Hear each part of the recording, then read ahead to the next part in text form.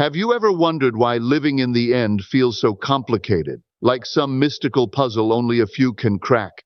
You've heard it before. Act as if, feel it real, become the version of you who already has it. But let's be honest, what does that actually mean? And why does it feel so hard to do consistently? What if I told you it's not meant to be hard? What if the key to mastering this powerful manifestation principle isn't about effort or perfection, but about something far simpler, something hidden in plain sight? Because here's the truth. Most people are trying to live in the end while still anchoring themselves in the middle.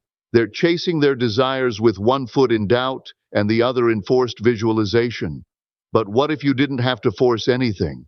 What if there was a softer, clearer way to live from the wish fulfilled, without pretending, without overthinking, and without burning yourself out? In this message, I'm going to share exactly how I made living in the end easier than you think. No complex rituals, no mental gymnastics, just a subtle shift in awareness that changes everything, from the inside out. If you've ever struggled to feel it real or wondered if you're doing it right, keep listening. Because once you understand this, living in the end will feel like the most natural thing in the world. Let's begin. You can't fake your way into alignment, not spiritually, not vibrationally, and certainly not when it comes to manifesting your deepest desires. The phrase, fake it till you make it, might sound empowering, but when it's applied to manifestation, it often creates more internal resistance than results. Because deep down, your soul knows the difference between pretending and believing. Living in the end doesn't mean putting on a mask or forcing a smile. It means feeling the inner truth of already being the version of you who has what you desire. When that truth settles in your emotional body, when your nervous system actually believes you're safe, worthy, and fulfilled, your external reality starts to reflect that shift. You're no longer chasing change. You've become it. It's not about repeating affirmations until you're blue in the face. It's about letting those affirmations sink in and reshape how you feel about yourself and your world. Emotional embodiment is the foundation. It's what transforms a technique into transformation. When you pretend, you create a split, the real you and the version you're trying to mimic.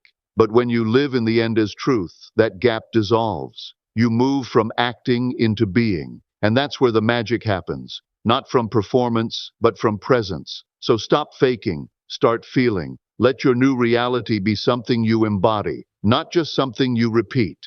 Because when you feel it as real, the universe does too. Living in the end doesn't mean pretending that pain, fear, or doubt don't exist. It means learning how to move through them without losing your center. Too often in spiritual circles, we're taught that we have to stay high vibe all the time to manifest. But that's a misunderstanding. Being human includes a full spectrum of emotion, and even your fulfilled self will experience challenges. The difference is in how you relate to those emotions.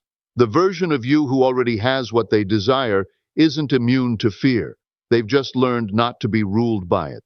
They don't spiral when doubt shows up. They pause, breathe, and respond from trust. That's real spiritual maturity. Not avoiding difficult emotions, but allowing them, witnessing them, and then returning to alignment. Repressing fear only feeds it. Denying sadness only makes it louder. But when you integrate these feelings with compassion and presence, they lose their power to derail you. You remember that even in the midst of emotional storms, you can remain anchored in your end. You can say, yes, this is hard, and I still know it's done. Living in the end isn't about perfection. It's about faith.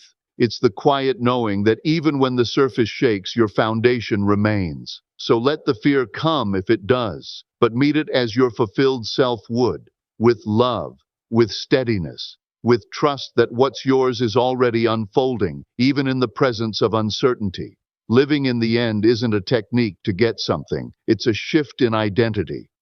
When you approach manifestation as a way to acquire, chase, or achieve, you subtly reinforce the belief that what you want is separate from you. That separation becomes the very block that keeps it at arm's length. The truth is, manifestation isn't about acquiring anything.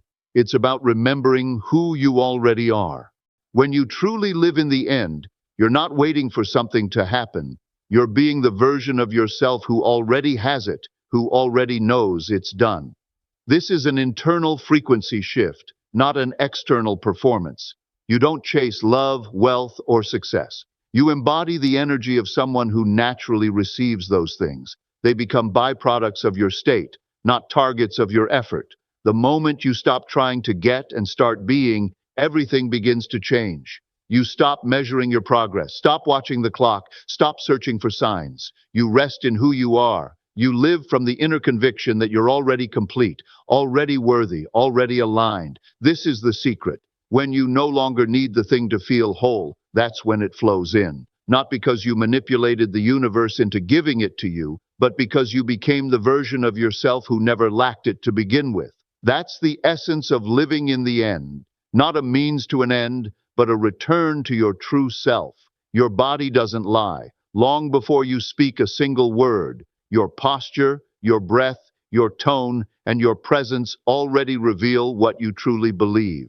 This is why living in the end isn't just a mental concept. It's an energetic embodiment. The state of the wish fulfilled isn't only something you think, it's something your entire being expresses. Notice how you move through the world. Are your shoulders tight and your jaw clenched as you affirm, "I am abundant"? Or are you relaxed, grounded, and open as if abundance is your natural state? The version of you who already has what they desire carries themselves differently, not because they're pretending, but because they're being.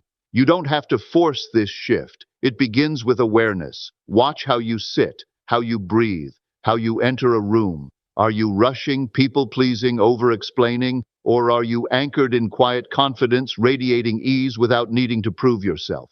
Your nervous system speaks louder than affirmations. Your energy precedes you. When you live in the end, your body aligns with that reality. You breathe slower. You speak with clarity. You respond instead of react. You trust, and it shows. So if you want to know whether you're truly living in the end, don't just listen to your words. Watch your energy.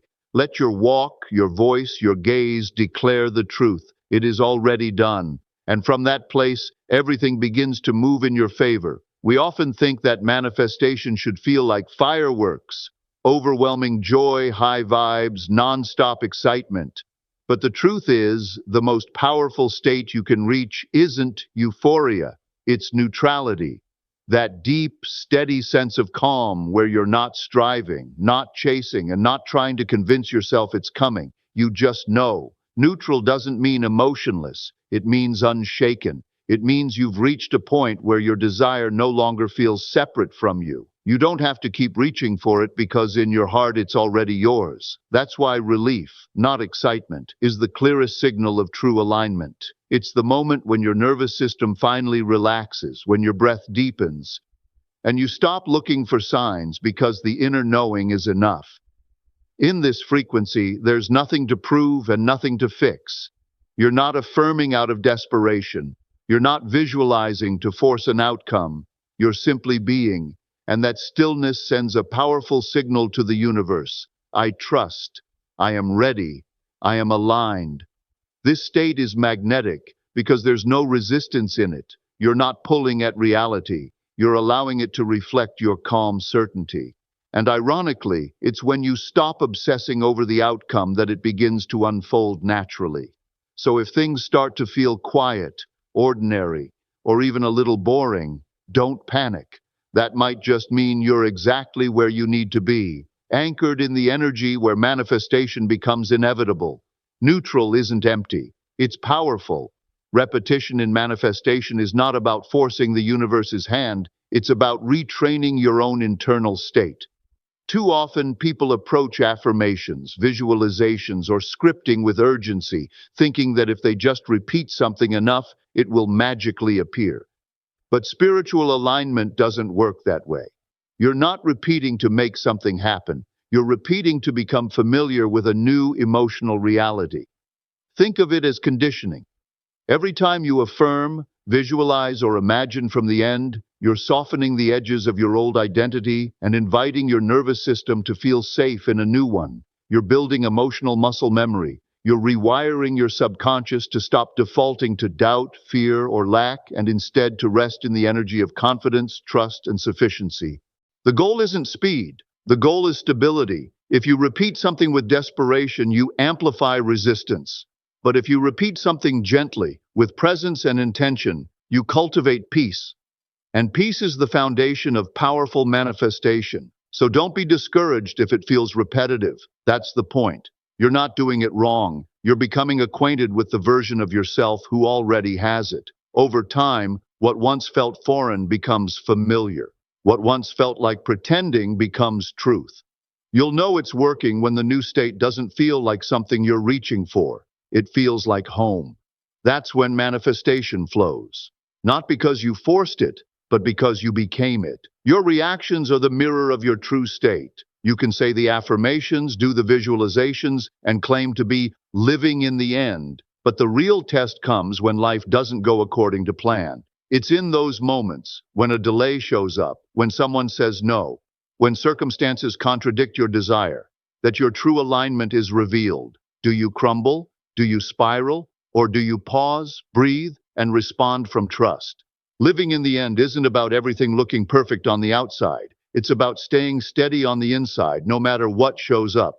The version of you who already has the desire doesn't see obstacles as failure. They see them as part of the process. They trust the unfolding. They don't rush to fix, chase, or force. They respond with calm clarity. Every reaction is feedback, not punishment, not judgment, just a signal of where your beliefs truly live. And that's powerful, because it means you can recalibrate in real time. You can catch yourself in fear and gently return to faith. You can shift from panic to presence. This journey isn't about perfection, it's about practice. You're training your nervous system to trust that even when things appear off course, you're still on track. The more you anchor in your chosen state, the less the outer world can shake you. So the next time something triggers you, ask, how would the version of me who already has it respond? Then become that version. Again and again. When you're truly living in the end, time no longer holds power over you. You stop obsessing over when your desire will arrive, because in your heart, it's already yours. The moment you accept the reality of your wish fulfilled, not as a future hope, but as a present truth, time becomes irrelevant. You shift from waiting into being, and that shift changes everything. Patience isn't something you have to force. It becomes natural. It's not passive or filled with anxious anticipation. It's peaceful, grounded, and steady. You no longer measure your life by external results. You measure it by internal alignment. You trust the unseen. You rest in the knowing that it's already done, even if your senses haven't caught up yet. That's when the magic happens. The waiting game dissolves, because you're no longer stuck in limbo. You're living as if it's already real. And from that place of deep trust, life begins to move differently. You notice synchronicities. You stop trying to control the how and when. You simply follow the flow. Time isn't your enemy. It bends to your state. When you dwell in the energy of completion, life reorganizes to reflect that. Not because you demanded it, but because your inner world became too consistent to ignore. So the next time you catch yourself wondering when, take a breath. Remind yourself, it's already mine, not later. Now, and live from that place, not for time, but beyond it. That's true manifestation. Imaginal acts are powerful, sacred tools, but they are not the destination. They are the seeds planted in the soil of your subconscious to shape the way you feel, think, and eventually move. Visualization isn't meant to replace action. It's meant to prepare you for it. When you imagine from the end, you're not escaping reality, you're informing it. You're rehearsing not just a scene, but a state of being.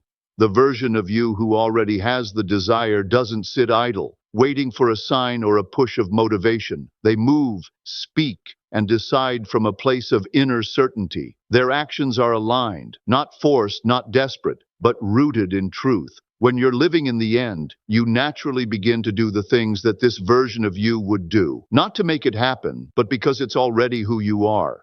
Manifestation isn't just energetic alignment, it's behavioral alignment too. If you're visualizing abundance but acting from fear, there's a disconnect. If you're affirming love but showing up guarded and closed off, the signal is mixed. Action is the bridge between the inner world and the outer world. You don't have to force it. When your state shifts, your actions will follow. It becomes effortless. You're not trying to be, you are. So, yes, visualize, imagine, assume the end, but also walk in it, speak from it, build from it. Your inner world is the blueprint, but your actions are the structure. That's how the seed becomes the tree. When you are truly living in the end, fear of loss dissolves. Why? Because the version of you who has it doesn't worry about keeping it. They don't obsessively check for signs. They don't chase, question, or beg for reassurance. There's no need to control the outcome because there's no longer a sense of separation from the desire. You are it. It lives within you.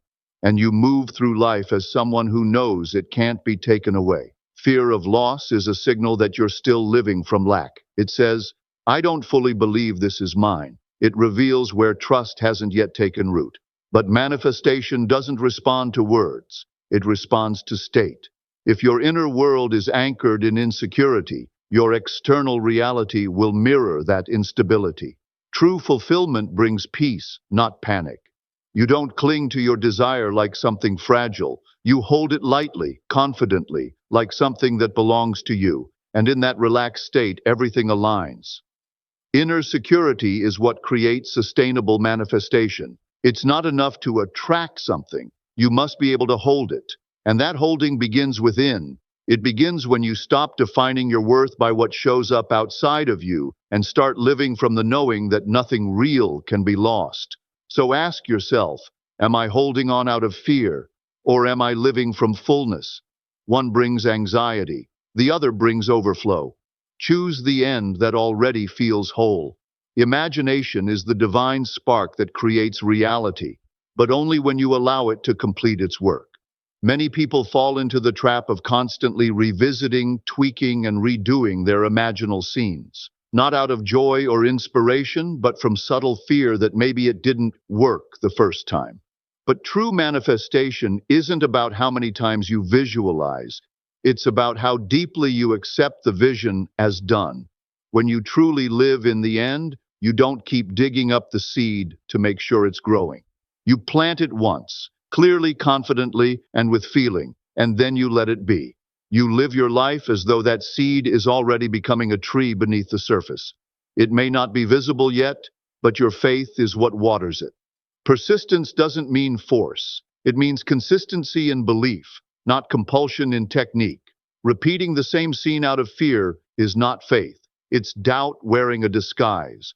Living in the end means letting your inner work be enough, trusting that your imagination has already impressed your subconscious, trusting that life is now moving in harmony with your assumption. The more you trust, the less you'll feel the need to check, redo, or overthink. You'll rest, you'll allow, and that quiet, unwavering trust, that's what brings your vision to life, not the repetition, but the release. Plant your desire with clarity, then let the soil of your faith do what it was always designed to do. Make it real, and there you have it. Living in the end doesn't have to be overwhelming or complicated. It's not about forcing a feeling or faking perfection. It's about shifting into a state of quiet knowing, where you no longer chase what's already yours. You simply become the version of you who has it. If this message helped you see things more clearly, give it a like and share it with someone who needs this reminder. And if you haven't already, hit that subscribe button so you don't miss more powerful insights just like this. Now I want to hear from you in the comments. What's one desire you're choosing to live in the end for right now? Declare it boldly. No hesitation. Your words have power. Until next time, stay present, stay aligned, and remember, it's already done.